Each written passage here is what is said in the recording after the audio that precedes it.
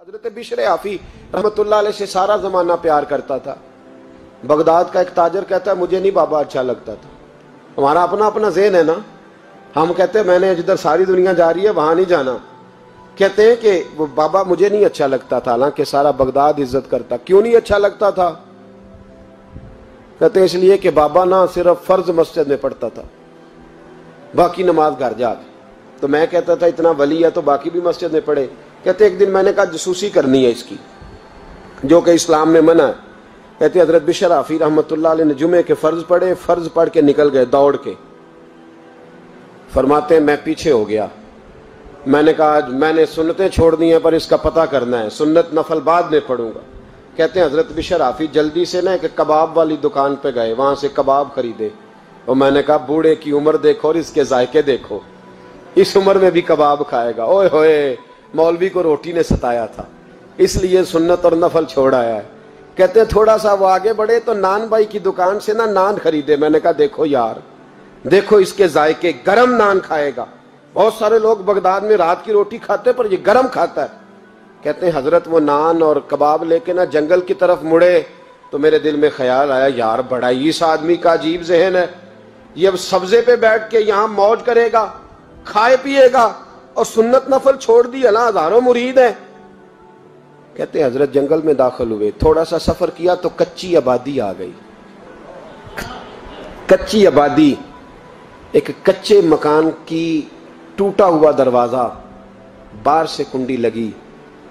Baghdad کے ننگے پاؤں چلنے والے ہزاروں مریدوں کے اس پیر نے کنڈی کھولی، اندر گئے، ایک فالج زدہ بابا جی بیٹھے۔ کہتے ہیں حضرت بشر آفی نے اپنی ایک پگڑی کھولی اور اس آدمی کے منہ سے پانی نکل رہا تھا، رال ٹپک رہی تھی۔ کہتے ہیں پہلے اپنی پگڑی سے منہ صاف کیا، پھر پیالے سے پانی ڈال کے منہ دھویا، پھر حضرت اس کے ٹانگوں پہ کپڑا ڈال کے روٹی کا لقمہ توڑ کے اس کے منہ میں ڈال کے کہنے لگے بابا ناراض نہ ہونا، جمعے والے دن مجھے دیر ہو جاتی ہے، ابھی تو میں نے سنت اور نفل بھی پڑھنے ہیں، ناراض نہ ہونا، مجھے دیر ہو جاتی ہے۔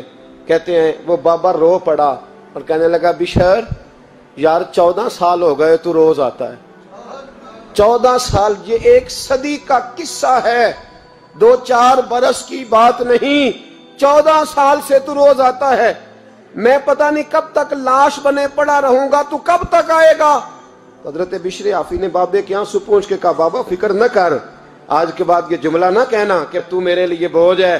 فرمایا لوگ سمجھتے ہیں کہ میں نے عبادت کر کے مقام پایا ہے، لوگ سمجھتے ہیں میں نوافل زیادہ پڑھتا ہوں، دنیا جانتی ہے کہ میری رات کی تسبیح زیادہ مضبوط ہے، پر میں ان میں سے کوئی بات بھی نہیں، میں تو تیری نوکری کرتا ہوں تو اللہ نے میری عزتوں میں اضافہ فرما دیا ہے۔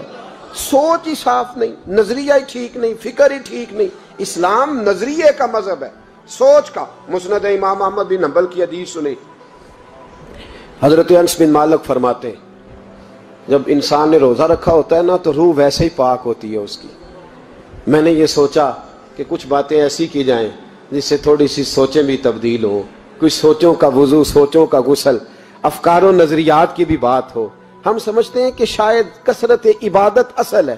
اقبال کہتے ہیں یہ ذکر نیم شبی، یہ مراقبے، یہ سرور، تیری خودی کے اگر نگہباں نہیں تو پھر کچھ بھی نہیں ہے، تیری خودی کے اگر، اور پھر عام چیز نہیں کہا یہ ذکر نیم شبی، سویرے سحری کا ذکر، یہ مراقبہ، یہ جو تو گھنٹوں اللہ کی یاد میں بیٹھا رہتا ہے، یہ سرور، کہتے ہیں بے کیف عبادت نہیں، سرور والی، یہ ذکر نیم شبی، یہ مراقبے، یہ سرور، تیری خودی کے اگر نگہباں نہیں، اگر تیرے نظریے کو نہیں بدل سکے، تیری سوچ نہیں بدل سکے، تیرا ایمان مضبوط نہیں کر سکے، تیری خودی کے اگر نگہباں نہیں تو پھر کچھ بھی نہیں۔ اور خرد نے کہہ بھی دیا لا الہ الا اللہ تو کیا حاصل، دل و نگاہ، دل و نگاہ، دل و نگاہ اگر مسلمان نہیں تو پھر کچھ بھی نہیں، دل و نگاہ۔ اقبال کہتے ہیں ایک دل کا کلمہ پڑھ، دوسرا نظر کا کلمہ پڑھ، ان پہ پابندی لگا۔ دل و نگاہ اگر مسلمان نہیں تو پھر تو کچھ بھی نہیں، کچھ بھی نہیں۔ حضرت انس بن مالک کہتے ہیں میں حضور کے پاس بیٹھا تھا، حضرت عبداللہ ابن عمر بھی بیٹھے تھے، کوئی بات ہو رہی تھی، ایک حجرے میں بیٹھے تھے، دروازے پہ دستک ہوئی۔ مسند امام احمد میں حدیث ہے نبی پاک علیہ السلام نے فرمایا انس دروازہ کھولو، دروازے پہ وہ بندہ ہے جس کو اللہ بغیر حساب کتاب جنت عطا فرمائے گا، وہ بندہ ہے دروازے پہ۔ حضرت انس بن مالک کہتے ہیں میں نے دروازہ کھولا تو بندہ دیکھا، غریب سا ایک انصاری صحابی، اور بندہ بڑا سادہ، وضو تازہ کر کے آیا ہے تو پانی کے قطرے داڑھی سے بہہ رہے ہیں، اور چمڑے کے جوتے اس نے لپیٹ کے نا تو بغل میں چھپائے ہوئے، آ کے اتحیات کی حالت میں بیٹھا، حضور سے دو چار باتیں کی، چلا گیا۔ ہم اس کا رنگ دیکھتے رہے اور مصطفیٰ کا کرم دیکھتے رہے۔ اس کو حضور نے جنتی کہا ہے۔ کہتے ہیں اگلے دن اسی ٹائم اسی وقت ہم حضور کے پاس بیٹھے تھے، پھر دروازے پہ دستک ہوئی، حضور نے فرمایا دروازہ کھولو، دروازے پہ وہ بندہ ہے جسے اللہ بغیر حساب کتاب جنت عطا فرمائے گا، بغیر حساب۔ کہتے ہیں دروازہ کھولا، اور جیسے ہی میری نظر پڑی، بندہ بھی وہی ہے جو کل آیا تھا، اور انداز بھی وہی ہے جو کل تھا، اسی طرح پانی کے قطرے، اسی طرح جوتے بغل میں، السلام علیکم، کل حضور فلاں بات کی تفصیل پوچھنی مجھ سے رہ گئی تھی، غلطی ہوگی، دوبارہ آیا ہو۔ اس نے اپنی گفتگو کی، چند جملوں میں بات سمیٹی، چلا گیا۔ فرماتے ہیں اتفاق کی بات کہ دن تیسرا، بندے بھی ہم دونوں، میں اور عبداللہ ابن عمر، حضرت انس بن مالک کہتے ہیں دونوں بیٹھے تھے، سیم ٹائم سیم ڈے۔ پھر دستک ہوئی، حضور نے فرمایا دروازہ کھولو، اور مسکرا کے فرمایا دروازے پہ وہ بندہ ہے جسے اللہ بغیر حساب کتاب جنت عطا فرمائے گا۔ کہتے ہیں کھل اٹھے ہمارے چہرے، باہر گئے، دستک ہوئی تھی، دروازہ کھولا۔ فرماتے مجھے یقین تھا وہی ہوگا جو 2 دن پہلے آیا تھا، اور میرے یقین کے مطابق ہی کام ہوا، وہی بندہ تھا جو کل بھی تھا، جو پرسوں بھی تھا، حالت اور کیفیت اور انداز بھی وہی تھا۔ پانی کے قطرے بہ رہے ہیں، اور اس شخص نے جوتے بغل میں دبائے ہوئے خدمت میں حاضر ہوا، بیٹھ گیا، بات چیت کی، چلا گیا۔ حضرت انس بن مالک کہتے ہیں تھوڑی دیر ہوئی تو حضور بھی تشریف لے گئے۔ حضرت عبداللہ ابن عمر مجھے کہنے لگے یار ویسے کتنے اس کے نصیب ہیں، کتنے نصیب ہیں، کوئی آیا لے کے چلا گیا، کوئی آیا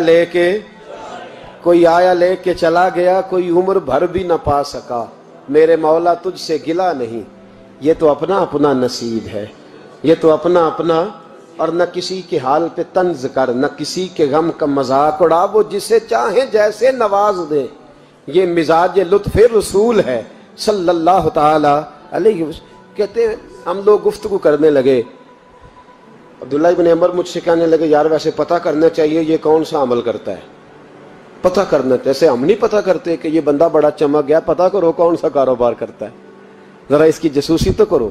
اور بندے بھی بڑے سمجھدار ہیں، وہ سائیڈ بزنس نہیں بتاتے، وہ کہتے ہیں وہ جو میرا علیحدہ ہے وہ نہیں بتانا، کہیں یہ نہ شروع کر لے۔ حالانکہ انسان کے پاس جو خوبی، جو اللہ نے اسے دولت دینی ہوتی ہے، وہ اپنا اپنا نصیب ہوتا ہے، وہ گھر میں بیٹھے بھی اللہ عطا کر دیتا۔ وہ کہتے ہیں کہ پتہ کرو کیا عمل کرتا ہے، تو حضرت عبداللہ ابن عمر کہتے ہیں میں اس کے پیچھے ہو گیا، اس سے سلام لی، تو میں نے کہا مجھے 2-3 دن کے لیے مہمان بنا لو گے، مان نہ مان میں تیرا مہمان، 2-3 دن کے لیے مہمان بنا لو گے؟ تو کہتے ہیں مجھ سے کہنے لگا کوئی گھر میں جھگڑا ہو گیا، کیونکہ پڑوس میں تو تمہارا، قریب ہی تو تمہارا گھر ہے، میرے مہمان بننے کو جھگڑا ہے؟ تو میں نے کہا چلو ایسے ہی سمجھ لو، پر مجھے مہمان بنا لو۔ کہتے ہیں میں 3 دن اور 3 راتیں اس شخص کے ساتھ رہا، وہ کتنا صدقہ کرتا ہے میں نوٹ کرتا رہا، نماز کتنی پڑھتا ہے، اس کا کیا، میں چاہتا تھا کہ وہ عمل مجھے ملے۔ اس کی برکت سے مصطفیٰ نے اسے 3 مرتبہ جنتی فرمایا ہے تاکہ وہ کیفیات مجھے بھی ملیں۔ حضرت عبداللہ ابن عمر کہتے ہیں کہ میں نے کوئی خاص چیز نہیں دیکھی، وہ عشاء پڑھتا تو فجر تک بستر پہ کروٹیں لیتا، اور میں الحمدللہ اٹھ کے تہجد بھی پڑھتا، نوافل بھی پڑھتا۔ کہتے ہیں وہ 1 سپارہ پڑھتا، میں 3 پڑھتا۔ فرماتے اس نے 3 دنوں میں کھجور بھی صدقہ نہیں دی، کہ کھجور بھی، اور میں نے بڑے بڑے غریبوں کی مدد کی۔ میں کہنے لگا کہ عمل تو میرا زیادہ ہے اس سے، پھر خوبی کیا ہے؟ خاص توجہ کرنا، اسلام اور دین کا جو فکری اساس ہمیں صحابہ نے دی۔ حضرت عبداللہ ابن عمر کہتے ہیں میں نے تیسرے دن اسے کہا بھائی اللہ تیرا بھلا کرے، تو نے بڑی خدمت کی، میں نے جانا ہے، میرا کوئی جھگڑا نہیں ہوا تھا، میں تو بس تیرا عمل دیکھنے آیا تھا کہ تو عمل کیا کرتا ہے۔ تو وہ صحابی کہتے ہیں مجھے کہنے لگے یار تو میرا عمل دیکھنے آیا تھا، مجھے بتا تو صحیح کیا نے، اور کیوں دیکھنے آیا میرا عمل، تجھے کیا ضرورت پڑی میری جاسوسی کی؟ تو کہتے ہیں مجھ سے جب اس نے سوال کیا تو میں نے اس کو کہا بھائی تو 3 دن آیا ہے نا, ہم بیٹھے ہوئے تھے. کہا ہاں میں آتا رہا ہوں. کہا 3 دن نبی پاک نے فرمایا اللہ تجھے بغیر حساب کتاب جنت عطا فرمائے گا. تو میں چاہتا تھا کہ میں ذرا جاسوسی کروں, ذرا دیکھوں, کھوج لگاؤں کون سا ایسا عمل ہے. آپ بھی ذرا دھیان دیجئے گا, کون سا ایسا عمل ہے. حالانکہ تو عشاء پڑھتا ہے اور اٹھ کے فجر پڑھتا ہے, میں تہجد بھی پڑھتا ہوں, تیرا سپارہ 1 ہے میرے 3 ہے. کون سا ایسا عمل ہے جس کے سبب تجھے جنت ملے گی. کہتے ہیں وہ صحابی کہنے لگے یار کوئی ایسا عمل نہیں, کوئی شے نہیں, میں اس قابل ہی نہیں. من آنم کے من دانم, جو میں ہوں مجھے پتا ہے.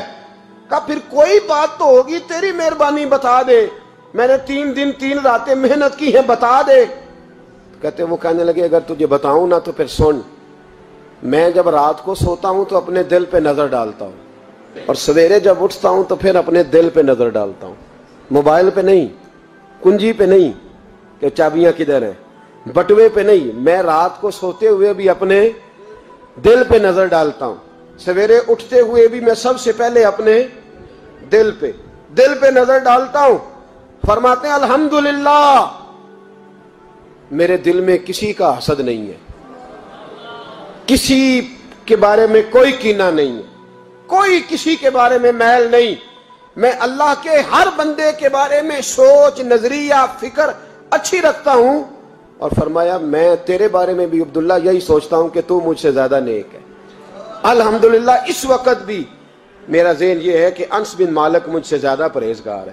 اس وقت بھی میری سوچ یہ ہے کہ محبوب کے سب صحابہ میں سب سے کمزور میں ہی ہوں. نبی عبداللہ ابن عمر کہتے ہیں میں نے اس کا ہاتھ چوما, میں نے کہا سمجھ آ گئی ہے, تیرا نظریہ, تیری سوچ پکی اور سچی مسلمان ہے. تو دل اور روح کا مسلمان ہے, تو نظر اور روح کا مسلمان ہے.